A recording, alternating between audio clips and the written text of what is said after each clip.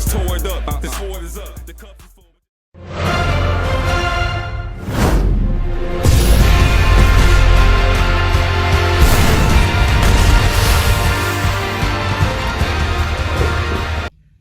On this day in 1968, Wilt Chamberlain became the first NBA player to score 25,000 points. If you don't know who Wilt Chamberlain is, first he played with the Harlem Globetrotters, then he played with the Philadelphia, San Francisco Warriors, and then the Philadelphia 76ers, and then the Lakers. One thing about Wilt, he broke all kinds of records. He still holds plenty of those records to this day in the NBA.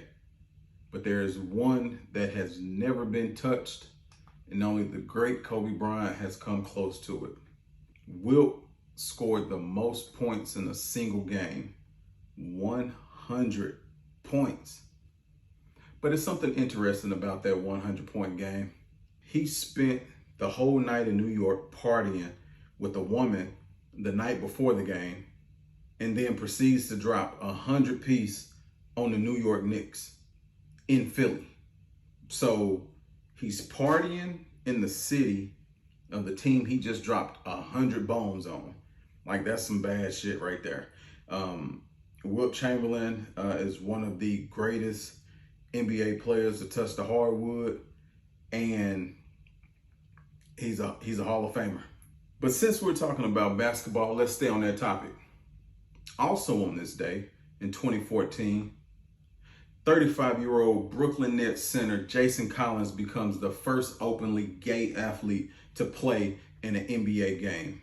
In the United States, it makes it the first openly gay athlete to play in the 4 major professional leagues. Now, during this game, although he didn't get no buckets in the only 10 minutes he played in the game, he did have some stats. He had 2 boards and 5 fouls. But a good thing about it, the Nets did beat the Lakers, so he was able to play, and he came out with 2 wins. In May 2013, he broke the news in a first-person essay in Sports Illustrated. That right there is the Sports Illustrated copy that Jason Collins came out in. He wrote, "I'm a 34-year-old NBA center, I'm black, and I'm gay. I didn't set out to be the first openly gay athlete playing in a major American team sport, but since I am, I'm happy to start the conversation." So, let's have a real conversation right now. He spent 13 years in the NBA. 13 years. He came out the last year of being in the league. You know, I read an article where he mentioned that he was confused in junior high school, which now we know is middle school, but his uncle, who is gay, saw it in him at the age of 5. And you're wondering, how did he see it in him in the age of 5? But his response was, they were watching a Family Matters episode, and it was this episode where the camera kept jumping back and forth between the actor and the actress. And 5-year-old Jason would get mad when the camera would leave the actor and focus on the actress. He would throw fits and cry. So that's why his uncle said that he saw it in him at the age of 5, or he knew, you know, there was something there. But my thing is, why should someone have to hide or live in fear because their life choices don't line up with your fucking views? Why should someone fear losing a job, an endorsement, a relationship, etc. because they're scared to show who they truly are, because there are assholes in this world that don't show compassion, they don't show respect, like they have no fucking dignity whatsoever. I couldn't find anything up to date for this year, but on this day in 2023, Gallup.com estimated that more than 7% of the US population is either lesbian, gay, bisexual, or transgender. And that about 3% of American men are gay. So in 2022, there were nearly 500 some players on NBA rosters. So statistically, you figure around 15 players in the NBA are currently in the closet or more. Like it or not, LGBTQ plus or LGBTQIA plus rights are human rights. And accepting your family, your friends, your co-workers, shit, just people in general, it should matter to every person, point blank. I'll leave you with this little tidbit. If you don't identify as LGBTQ plus, acceptance looks like accepting, celebrating the diversity of those individuals. You hear me? Acceptance looks like accepting and celebrating the diversity of those individuals. You must be an ally for them. You have to be an ally for them. Just like advocating and being an ally for me, minorities, every day you have to make an effort to play your part in minority and LGBTQ plus discrimination. Do you sit home at night all alone thinking that it's your time to settle down? In every relationship that you have, it ends because it's not you, it's them. Well, pre-order I Ain't Shit, I Know It's Me and Not Them, and I Spread Lies to Make Them Look Like the Toxic One, Volume 1, written by Pee Wee Jenkins, for $19.99. Proceeds go to fuckboysandgirls.org. Change them one red flag at a time. I can get out of bed, no drugs make me bad. I can get out of bed, yeah, drugs are bad. I can get out of bed, no drugs make me bad. I can get out of bed, yeah, drugs are bad. I can get out of bed, no drugs make me bad. I can get out of bed. All right, so we are back, and we have a special guest on the show today. I would like to introduce Miss Emily Green. She is so funny. Facts. All Thanks right. for having me, my guy. All right, so this episode is called Marital Chronicles. So, me and O.M. over here. Old? Excuse me? In August of this year, 8/21, it'll be 3 years. Seems like it just went by really fast. It drug on and on and on. It's only been 3 years. So, have to ask this question or let the people know how we met and kind of what went down, because we have different views of what that first initial meet was. So we met because of the Cowboys. How about them boys? But not right now, they suck. They weren't that bad, but yeah, they came up short. I'm not a hater, so... But luckily we didn't have to switch teams. Still both Cowboy fans. And when Bobby came to visit me, I've told this story a lot because I cannot believe we got to this point after that meeting. I thought Bobby was so annoying. The dude would not stop talking. He just whip, on and on and on. I was like, okay, wow. You can just hold the conversation all by yourself, huh? See, and that's why I say it's too, like, what she was thinking and what I was thinking. Yeah, I was talking so much because I'm like, this girl won't say anything, and every time she says something, it's a one word response, and I'm thinking, yeah, I don't know if this shit is gonna work. She's not talking. I thought the same thing. Like, Yeah. boy, okay, what else do you got to say? And I'm thinking, like, what other one word is she gonna pull out of her vocabulary? But yeah, I'm trying to remember what actually happened, because I left and I think like, bye-bye. I think when Talk to you never. when I left, we continued to talk, but it wasn't like, it had to have been at least a couple of months where it was just kind of dry. And then for some reason, I think it was when you were moving to Kansas City. That's when the talks kind of got because like we still kept in touch with each other. It's just, I think when she moved to Kansas City, that's when I felt like, now she's a little bit closer. Let's see what kind of magic I can swing to You swept me off my feet. go visit her. And yeah, got to, I don't know. I don't think I wasn't in Missouri at the time. North Carolina. I was in North Carolina. And that's right. I was in North Carolina and drove all the way. No, I flew out there. You were in No, Kentucky. I was in Kentucky. Anyway. And I drove out to Missouri. You drove there a lot. Yeah, but that was after we actually got in a relationship. But like that second time I saw you, I think you and your friend just went out there to visit. Or no, you went out there to look for places. Yeah. And that's when I said, you know what? I'll meet you out there. And you did not think I was coming.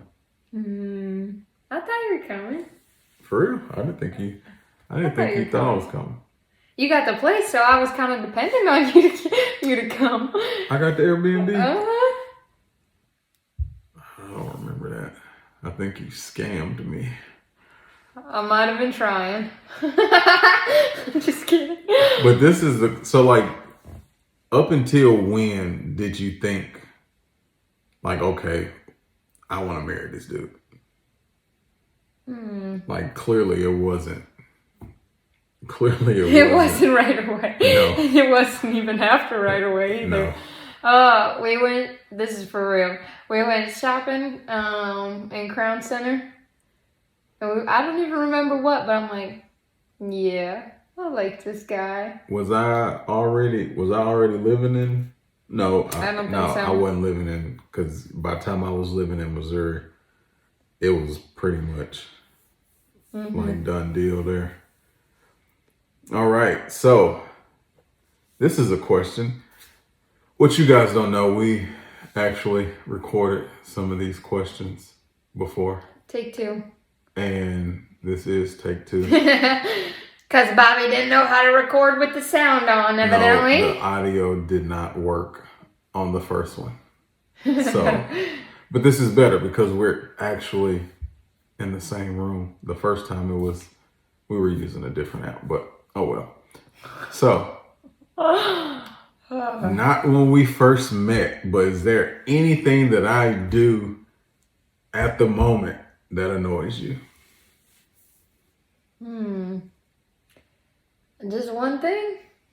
Yes. Can I go out the list? Just name one thing. One thing you do, I promise you, I'll tell you something. I tell it to you 3 times.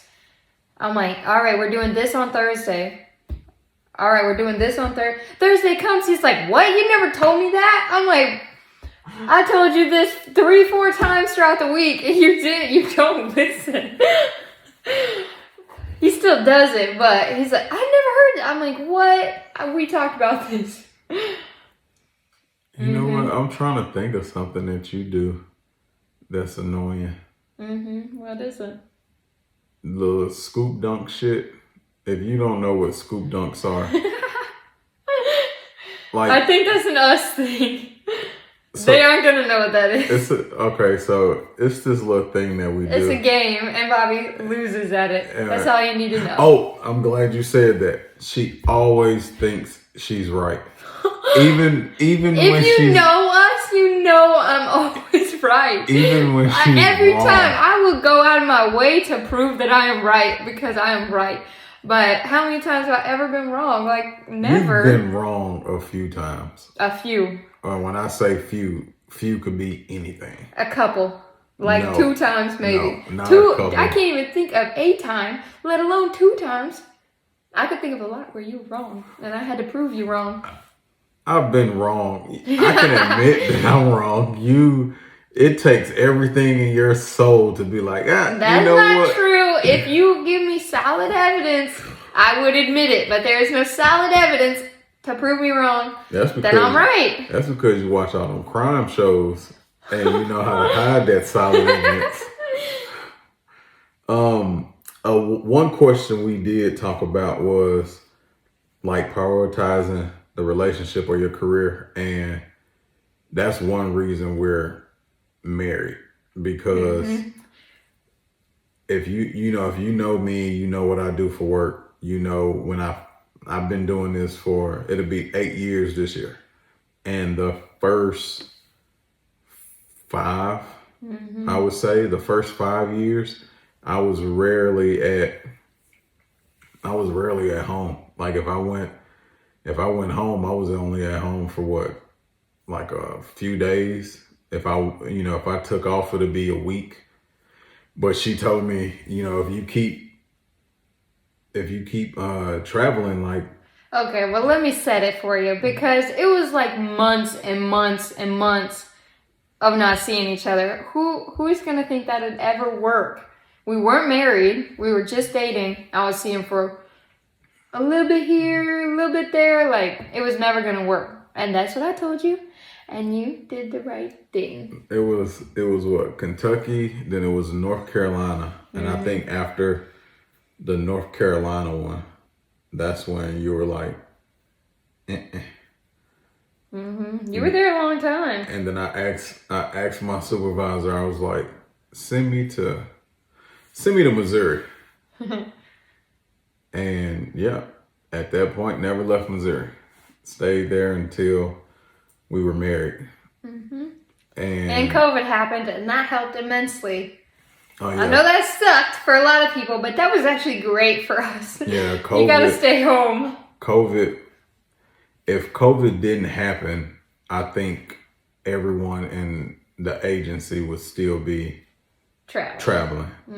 Because they didn't know what remote work looked like with everything that we do, and that COVID shit helped us out like a whole lot. But yeah, it's like give and take. It was one of those things where the money was good, but you were like, we never saw each other. Yeah, we didn't. I know.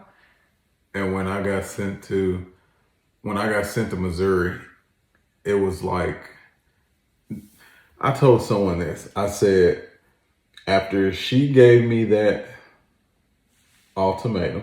It wasn't necessarily, I was just telling you. It was in the neighborhood. I don't think this is going to work with your job. I didn't tell you need to quit. I didn't say anything like that. I just said what I was feeling. I didn't tell you needed to do anything. Not an ultimatum. That's what you do. You say something. And when you say it, it's like you're basically telling me. But it's like, I'm going to give you the option to. But that's cool though. But I told someone before that, I said, you know what? I said, I'm going to go to Missouri. And I said, going to Missouri it's like a win-win for both of us, because if it doesn't work out, I can just leave and go somewhere else, because I'm there. Like I'm there to work, but they don't know I'm actually living there. So if we break up, it's cool. I'm saying though, like you would be, you wanted to move to Kansas City anyway. So like you would still be in the place that you wanted to move.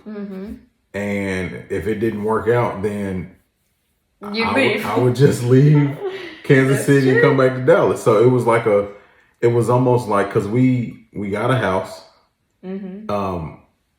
before I actually moved to Missouri. Well, when I moved to Missouri, like that first few months, I stayed with you and your friend until we actually found a place to stay. But it was one of those things where it was almost like a trial run. It's like, we wanted to be in the same place for so long. Let's see if I can stand you. Exactly. Yeah, that's true. So, I see. It felt like, I told someone, I said, it felt like a test run. I said, that was the make it or break it, because when you told me what you told me about moving and being away, I was like, this is going to be the test to see can we stand each other? Can we actually be around each other? And it worked out. What? Third house? Yeah, no. So, yeah, it's fun, especially with the 1-year-old acting like Spider-Man or whatever. She's wild. So we have come to the end of the podcast. I would like you all to give a round of applause to my special guest, Miss Emily Green. She will be back sometime soon. Make sure to send Bobby all your questions. Get into it. Let me know what you're thinking, what you want to know. Ask Bobby questions. Yeah, ask all the questions that you want to ask, and we will answer them. So, once again, we have a new time and new day for the podcast starting next week. Monday and Fridays dropping at 12 p.m. So, make sure you tune in, like, subscribe, turn on the notification, comment, do all of that. We're trying to get these followers up. Send this video along and all of the other videos. I just want one of you guys to send it to the right person and I get thousands and thousands of views. I'm trying to come up here, guys. But to end the podcast, sometimes the best way to lead is to learn how to follow. And if you don't know that shit, you better know it. Y'all have a good day. Peace.